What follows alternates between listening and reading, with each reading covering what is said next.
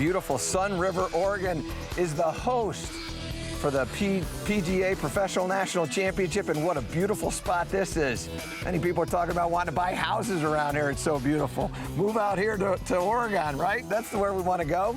And we are on the practice tee here, and I'm joined by the 2012 Horton Smith Award winner nationally, Carl Alexander, the director of golf at the Golf Club of Purchase, and also a fellow Met PGA professional. Welcome, my friend. Nice to be here. Yeah. So listen, we're talking about wedge play. So many of the amateurs that we work with, they spend all this time working on their golf swing. They're neglecting their wedges, but wedges are really how we're going to score. It's all you, my friend.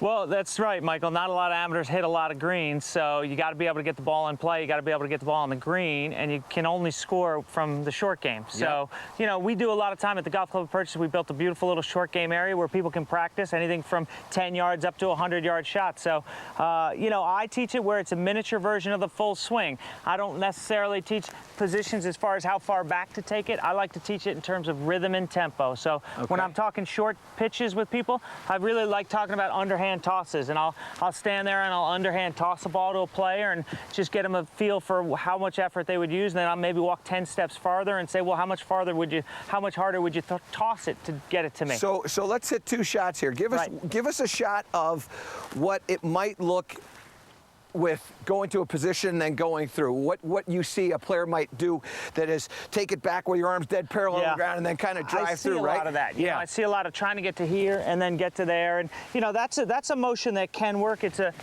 a stiff motion like this that they can hit a certain shot, and that's a shot that can get on the green. But it's hard to control distances, in my opinion, if you don't have rhythm and tempo. Yeah, and so I teach a lot of rhythm and tempo. I love watching you hit these wedges. So show us what you're talking about there. Yeah, I really consider that pitching works when you control the bottom of the arc, where that club hits the ground. And for me, it's all about the sternum. Where the sternum is aimed at impact is going to really dictate where the club hits the ground. So the way I promote it is not a lot of rotation in the backswing and a full rotation through. So for me, you know, depending on how far I hit it, that might be this distance here. And then if I were going to hit it a little farther, I'll add a little tempo to it, but the swing won't look much different. Again, I'm really focused on keeping that sternum right in front of the golf ball and just add a little bit more tempo and always finish facing the target. And when you want to hit it shorter or longer, you're not necessarily making a longer swing as much as you're just picking up your speed or decreasing your speed. Exactly. So it's like throwing a ball. In every case, somebody would rotate to here. So if my son's standing right in front of me, I still do this. I don't now throw to him and stop here just because he's close. I do the whole thing, but I do it slower. So a short pitch shot would be a fuller swing, but I would still rotate all the way through, or at least get my players to rotate all the way through, because they got to hit the green. Worst thing you can do in pitching is leave it short. So that shot there might have gone about 30 yards. Now, if we wanted to hit one, say, let's hit one maybe 60 or 70 yards here. What might that look like? 60 or 70 probably won't look much different. I'll just increase the tempo of it. So the distance that the club is going to travel is going to be the same. You're just going to move a little bit faster. I'll just swing it faster. I'll rotate my body like this quicker. And I really don't feel much with the hands and the arms. They're getting pulled by the body all the way through to that full finish. So show that one again for us, because that's really good.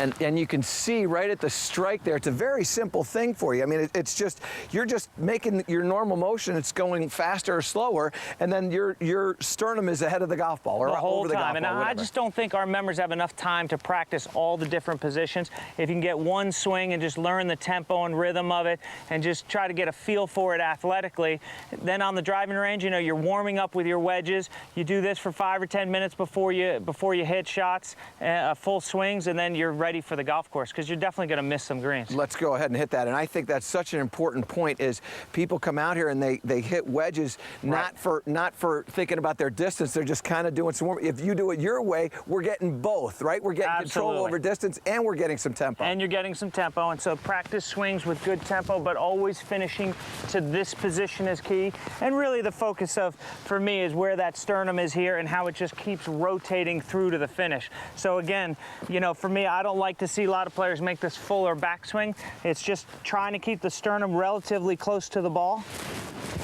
and then just rotate all the way through to there. And when you're thinking about rotating there, you're just thinking about rotating the upper body, hitting that Upper shot. body, but I do want everybody to finish with this foot all the way off. I hate seeing that foot flat on the ground because I know that's going to bring in the skull and the chunk shot. And we don't want any of that You stuff, can't right? score with Plus, that. you don't look very good when you do that. We got to look good when we're doing if this, you can right? hold your finish, you'll look good. Beautiful. All right, listen, when we come back here, we're going to show you how you can prepare for a round of golf with Mark Sheftick from Marion. You've heard of Marion, right? The U.S. Open? We'll do that when we return.